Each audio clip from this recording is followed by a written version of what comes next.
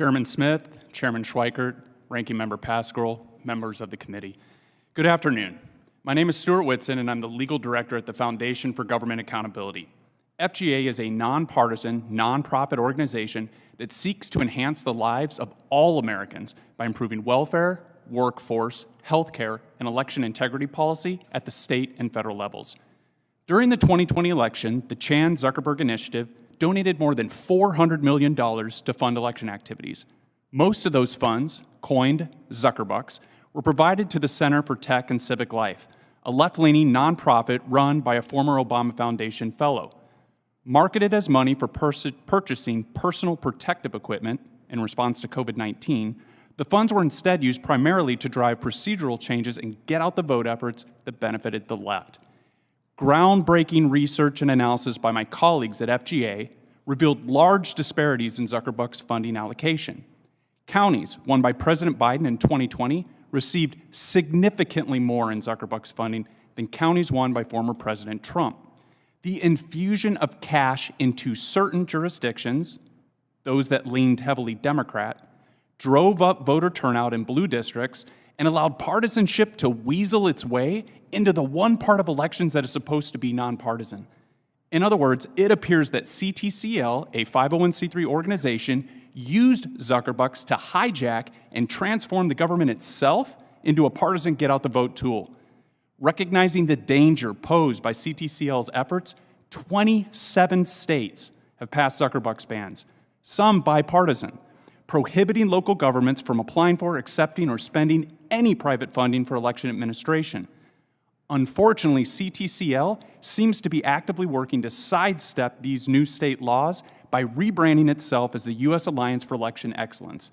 According to an announcement made by CTCL, the new program will distribute at least $80 million in funding across the country, while providing coaching and other support to a select group of local election officials. CTCL appears to have abused its 501c3 tax-exempt status in 2020, and it may be actively working to do so again in 2024. But unfortunately, CTCL isn't the only 501c3 group whose actions should draw serious concern from this committee. There is another group, Demos, that appears to be even graver concern.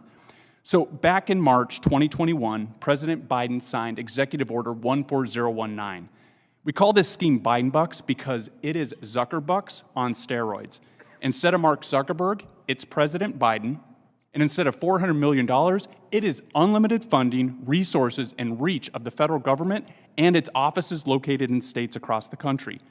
The order commands the head of every federal agency to develop a plan to do two things: promote voter registration and promote voter participation.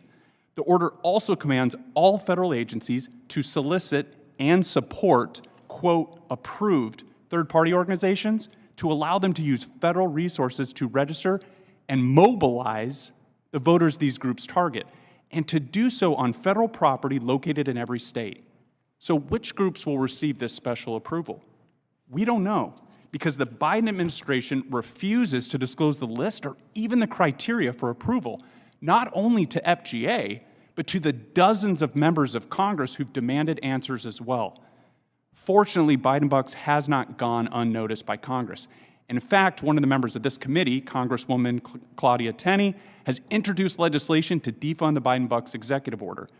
In addition, dozens of members from both the House and the Senate have demanded transparency from the Biden administration, calling out Demos for its outsized role in what appears to be an unlawful partisan effort to keep the current president's political party in power.